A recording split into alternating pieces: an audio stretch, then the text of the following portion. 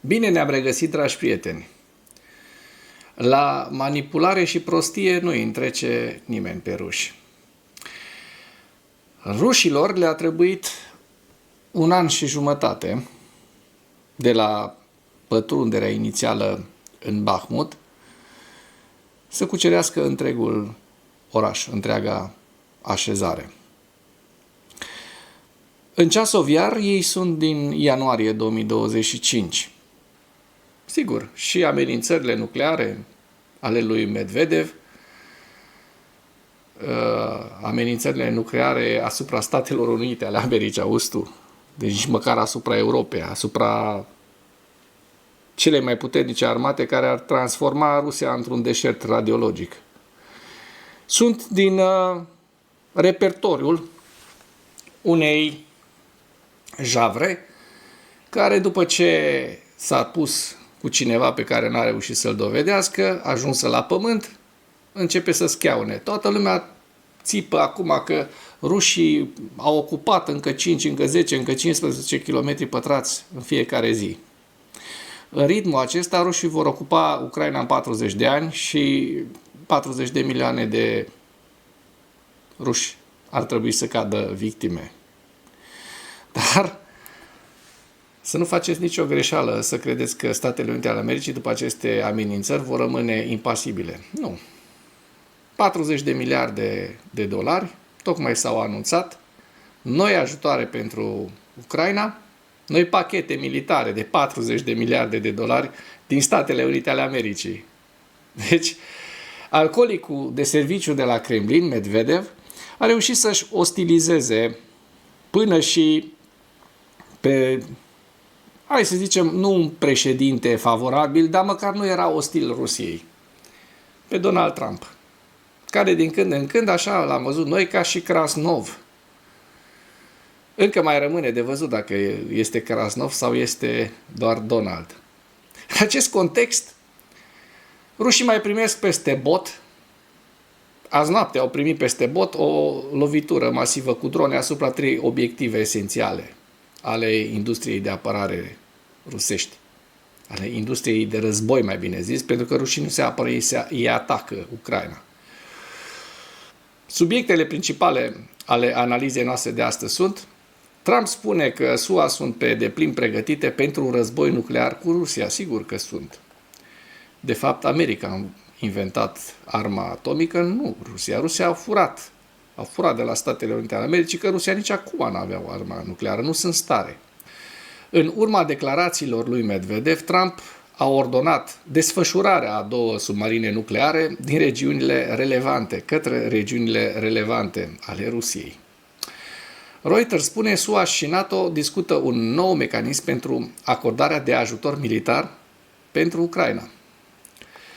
Atac masiv cu drone asupra Rusiei, incendii la o rafinărie de petrol, la o uzină radio și explozii în apropierea unui aerodrom militar.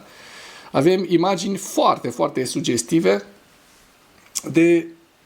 de la atacurile, din zona atacurilor care s-au petrecut azi noapte și în această dimineață în Rusia. La final vă prezint hărțile Institutului pentru Studiul Războiului și ale Deep State, dar nu înainte de a vă prezenta știrea potrivit căreia Moscova propune un nou format vag pentru negocierile de pace, pe măsură ce retorica lui Trump se întărește, se înrăutățește, se întețește față de Rusia. Probabil un nou moment în care rușii cred că pot să-l păcălească din nou pe Trump. Vom vedea. Donald Trump spune că Rusia sunt pe deplin pregătite pentru război nuclear cu Rusia. Președintele american a declarat că Statele Unite sunt pe deplin pregătite pentru un conflict nuclear cu Rusia. Mă întreb dacă Rusia sunt pe deplin pregătiți și mă întreb de ce, pentru că am văzut cum pătrund dronele ucrainene ca prin brânză, prin apărarea rusească. Și atunci, dacă ăștia nu sunt stare să doboare niște drone care merg cu o viteză de până la 200 de km la oră, cum naiba o să fie gata să doboare dita mai rachetele americane care sunt hipersonice, cu o apărare antiaeriană decimată, vom vedea de câte pierderi au mai avut rușii în ultimele 24 de ore și de la începutul războiului, cum poate Rusia să se apere împotriva celui mai puternic stat militar și atomic din lume? Păi nu prea poate. Și Trump știe treaba asta și le-o dă. Trump, vorbind cu reporterii pe peluza Casei Albe, a confirmat că a dat ordinul de desfășurare a submarinelor nucleare americane după ce vicepreședintele Consiliului de Securitate al Rusiei, alcoolicul de serviciu al Kremlinului, Dmitri Medvedev, a emis niște amenințări în spațiu public pe care Trump le consideră o amenințare directă la adresa cetățenilor americani. A trebuit să o facem, trebuie doar să fim atenți, a fost făcută o amenințare și nu credem că a fost potrivită, așa că trebuie să fiu foarte atent. Fac asta pentru siguranța poporului nostru. Trump spune că atunci când apar amenințări nucleare, Statele Unite trebuie să fie pregătite să își protejeze cetățenii. A trebuit să facem asta, trebuie doar să fim atenți. A fost făcută o amenințare și credem că a fost nepotrivită, așa că trebuie să fiu foarte atent. Fac asta pentru siguranța poporului nostru. Amenințarea a fost făcută de fostul președinte a Rusiei și vom proteja poporul nostru. Da, vreau doar să vă reamintesc că cu o zi înainte Medvedev, după ce a băut o noapte înainte probabil, a golit niște sticle de vin, a publicat o postare în care a menționat sistemul sovietic automat de atac nuclear, mâna moartă, și l-a îndemnat de asemenea pe Trump să-și amintească de filmele sale preferate despre morții vii, despre zombii. După care președintele american, Trump, a anunțat pe rețeaua sa de socializare Truth Social că 2 submarine nucleare vor fi trimise în regiunile corespunzătoare. Trump nu a specificat unde vor fi desfășurate aceste submarine, în locul exact. Bineînțeles că n-ai avea cum, pentru că e loc secret. În același timp și-a exprimat speranța că vorbele lui Medvedev nu vor duce la consecințe imprevizibile. Consecințele astea imprevizibile ar însemna că Rusia se transformă într-un deșert radiologic și toți proștii de acolo din Rusia care susțin și cred că șmecheri și se încoardă, ce puternic, Ruski mir! Noi suntem cei mai puternici. Toți proștii vor muri.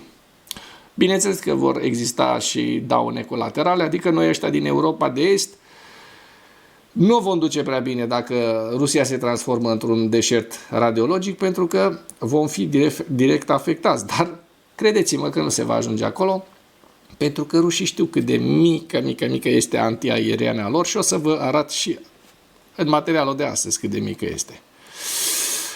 Reuters spune: SUA și NATO discută un nou mecanism pentru acordarea de ajutor militar Ucrainei. Iată ce a făcut Putin. Putea să facă o pace destul de în favoarea Rusiei, dar îi zic să mai ocupe încă 50 de kilometri pătrați într-o săptămână. Hai să vedem unde o să ducă această mentalitate de mare războinic. SUA și NATO discută o nouă abordare privind furnizarea de către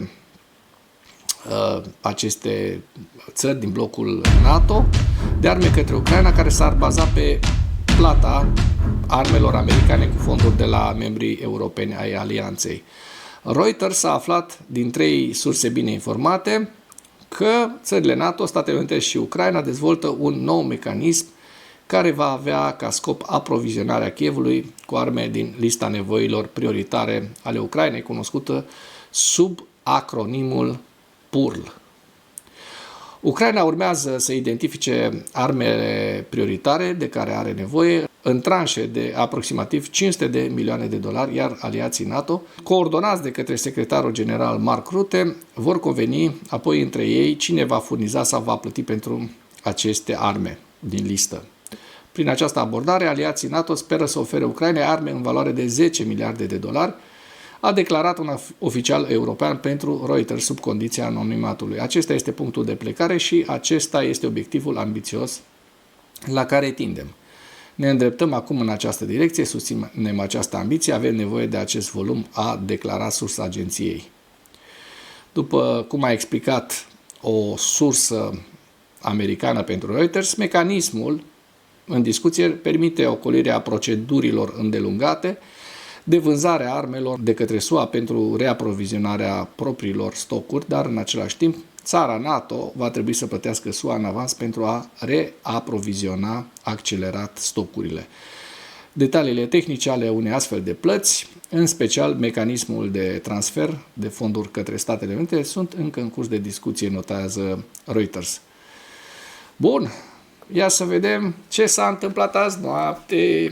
Atac masiv cu drone asupra Rusiei. Incendii la o rafinărie de petrol, la o uzină radio și explozii în apropierea unui aerodrom militar. Hai să vedem.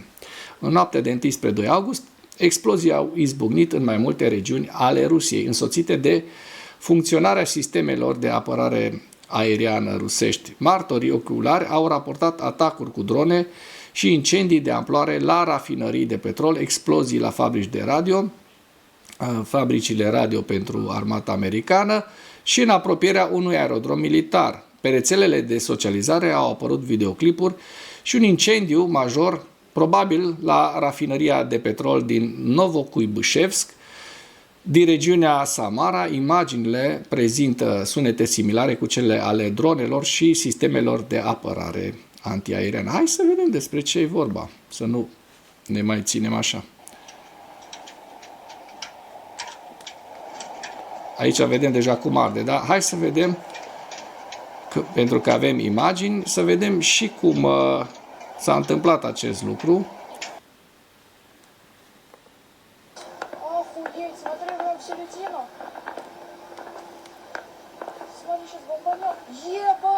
Ia uite.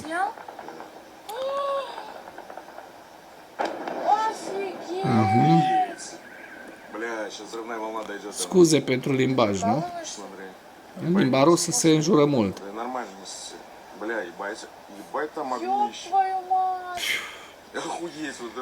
E o voce de copil, din câte aud eu. Iată, mai vă... Drăguț, nu? Bun, hai să trecem noi la știrea noastră să vedem ce s-a întâmplat mai departe. Guvernatorul regiunii Samara, Vyacheslav Fedoriscev, a confirmat lovitura cu drone asupra Novokuibâșevsk. În această dimineață, dronele ucrainene au atacat una dintre întreprinderile industriale din Novokuibâșevsk. Serviciile de urgență lucrează la fața locului, a scris acesta pe canalul său Telegram. De asemenea, el a raportat că în regiunile adiacente au fost introduse restricții temporare privind internetul mobil, iar aeroportul din Samara și-a suspendat operațiunile. Dronele au lovit probabil și Asociația de Producție Electropribor din Penza, regiunea Penza. Această întreprindere este direct legată de sectorul de apărare rusesc. Este specializată în producția de elemente de control pentru sistemele de rachete și sistemele de comunicații rusești. Hai să vedem despre ce este vorba și ia uite drona, ce nestingerit și ce frumos zboară ea deasupra cerurilor rusești. Apropo de antiaeriana rusă, care nu e în stare să o doboare, nu e în stare și nu se vede cu ochiul liber, deci ea plutește pe cer, nu merge cu mai mult de 100 și ceva de kilometri la oră. Deci dacă rușii nu doboară astfel de dronă, care iată intră în picaj, s-a auzit și o explozie, cum ar reuși ei să doboare și să se apere de atacurile nucleare americane cu rachete supersonice? Este o întrebare legitimă la care propaganda Rusiei nu o să reușească să dea răspunsuri corespunzătoare. În apropiere se află singura uzină de apărare rusească care produce centre de control a luptei pentru apărare aeriană GSC Radiozavod, care probabil a fost și lovită. Potrivit martorilor, explozii puternice s-au detonat lângă aerodromul Dyagilevo, situat în regiunea Riazan. O altă rafinărie de petrol a fost aparent lovită în orașul Riazan. Publicul, adică locuitorii, înregistrează tot felul de materiale video cu martori oculari care arată o coloană de foc. Autoritățile regionale au confirmat atacul cu drone asupra unei întreprinderi locale, fără a specifica care este aceasta. Vedem aceste ciuperci de fum, cum se răspândesc deasupra cerurilor rusești. Locuitorii din regiunile Lipetsk, Voronej raportează de asemenea atacuri cu drone și operațiuni de apărare aeriană. Rafineria de petrol Kuibyshevsk GSC este specializată în producția de combustibil pentru motoare, inclusiv benzină și motorină, conform standardului de mediu Euro 5, precum și alte câteva zeci de produse petroliere solicitate pe piață. Trecem acum la ziua 1256 a războiului din Ucraina, pentru că aici vreau să vă arăt, în primul rând, iată, rușii au pierdut sisteme antiaeriene, mijloace antiaeriene, 1203 până în acest moment. 1203 înseamnă aproximativ 200 de sisteme întregi.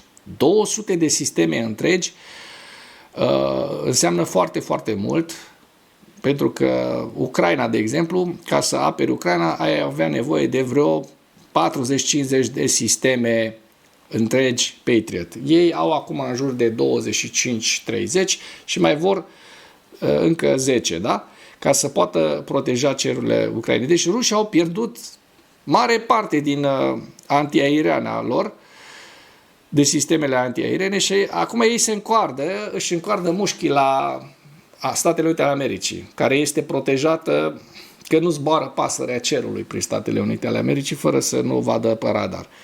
Hai să fim serioși, Medvedev. Cu Trump nu cred că o să țină chestia asta, că și Trump este un tip mai dur. Nu vreau să rostesc cuvinte mai pestrițe, dar hai să spunem adevărul. S-au întâlnit doi borfași, trei borfași între ei și acum hai să vedem care e cel mai mare. Normal că ăla care are resursele cele mai mari o să câștige. Și Statele Unite ale Americii au resursele cele mai mari în acest moment. Plus de asta rușii sunt slăbiți de un război deja de 3 ani jumate. Nu văd cum ar reuși ei să desfășoare un atac împotriva Statelor Unite ale Americii, un atac nuclear. Într-o singură zi, armata rusă a pierdut 1010 soldați și vedem în această imagine numărul tancurilor a ajuns la 11.068 de tancuri de la începutul invaziei, 23.069 de vehicule blindate de luptă de la începutul invaziei, 30.982, aproape 31.000 de piese de artilerie, un lansator de rachete, 1452 de la începutul războiului, 421 de avioane.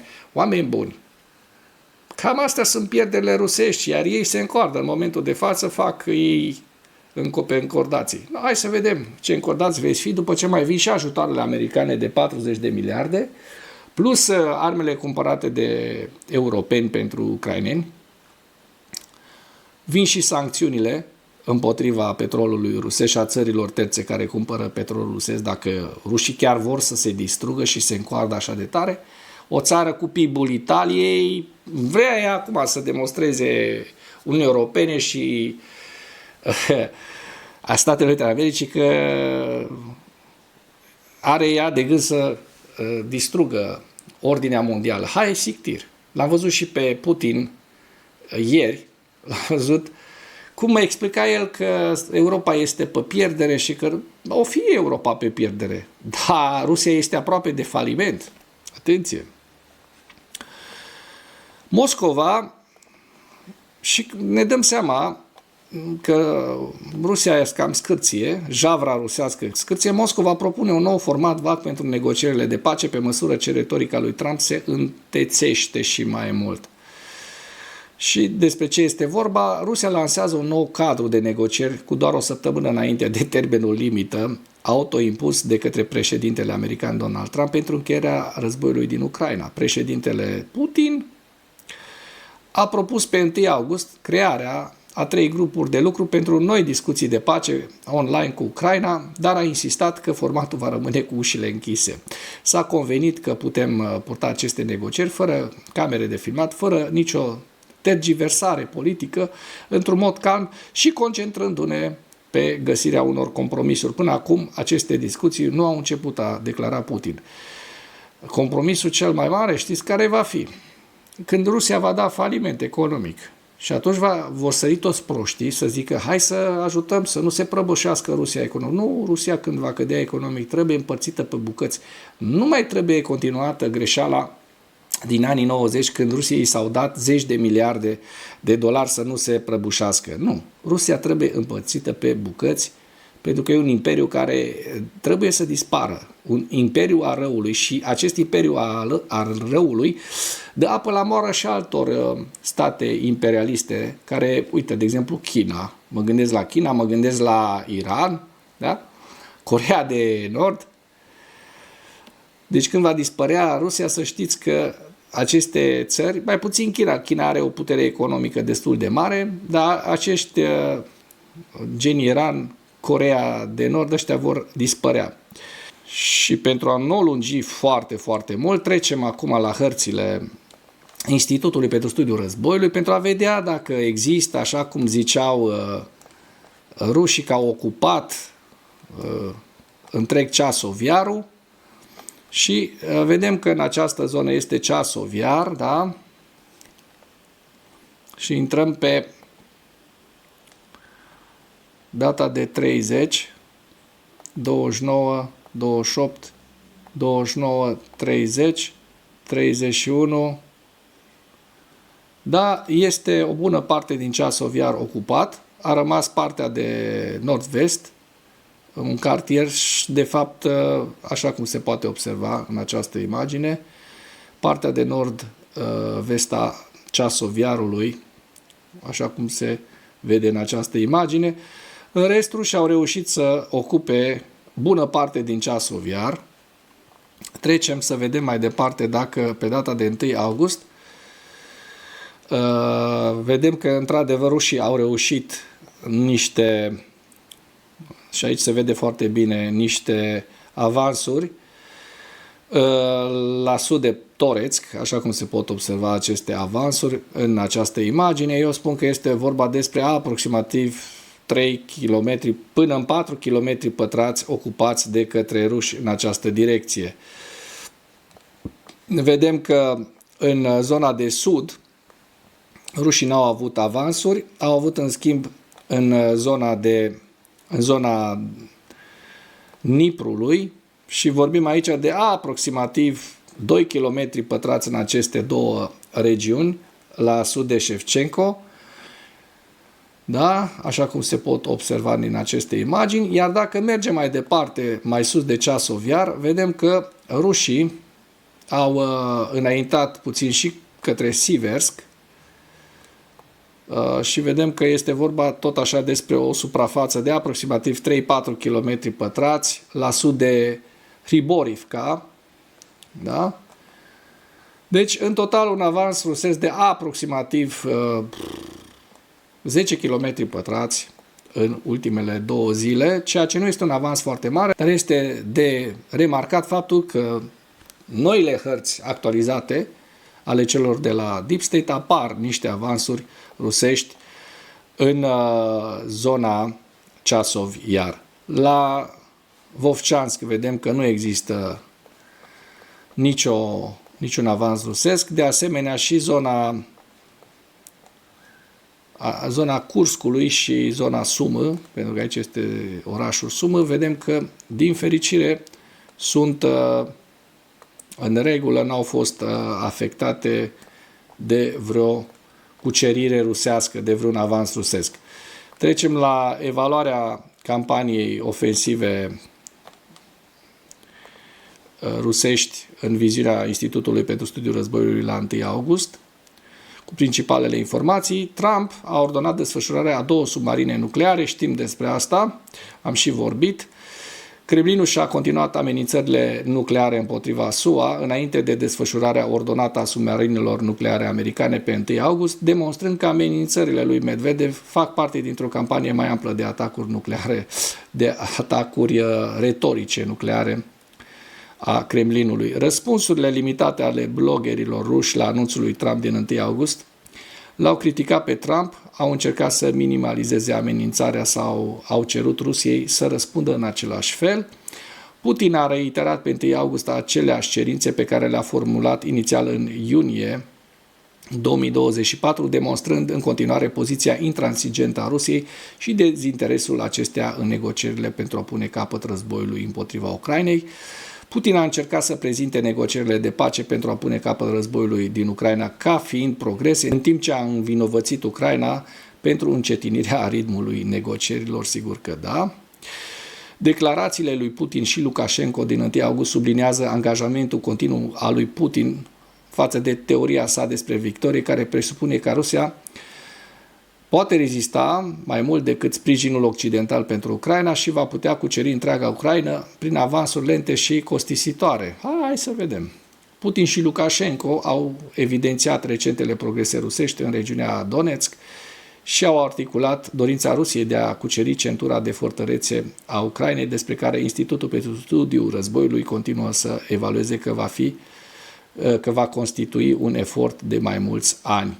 Dorința lui Putin de a cuceri centura de fortărețe ucrainene indică faptul că acesta este dispus să continue operațiunile militare în Ucraina mult timp după termenul limită stabilit de Trump pentru pacea în Ucraina din 8 august și este pregătit să întreprindă operațiuni complexe care vor dura ani de zile.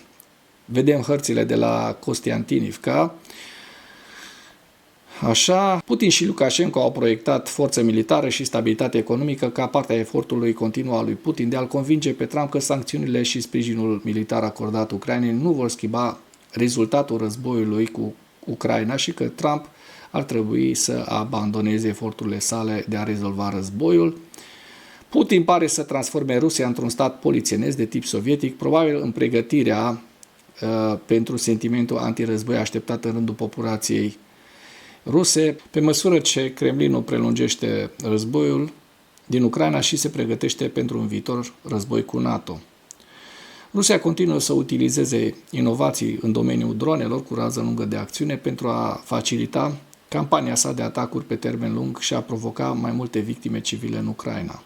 Departamentul american al apărării a anunțat că va vinde Ucrainei rachete aer-aer avansate cu rază medie de acțiune AMRAAM.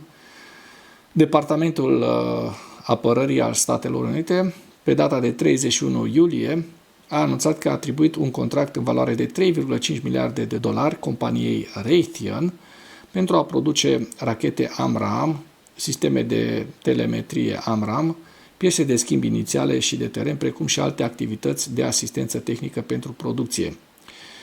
Ministerul american al apărării a anunțat că contractul include vânzări militare către Ucraina și alți parteneri americani. La final vă prezint hărțile Institutului pentru Studiul Războiului la data de 1 august 2025. Vedem regiunea Sumă, Svatove Kremina, Kupiansk, Lugansk, Siversk,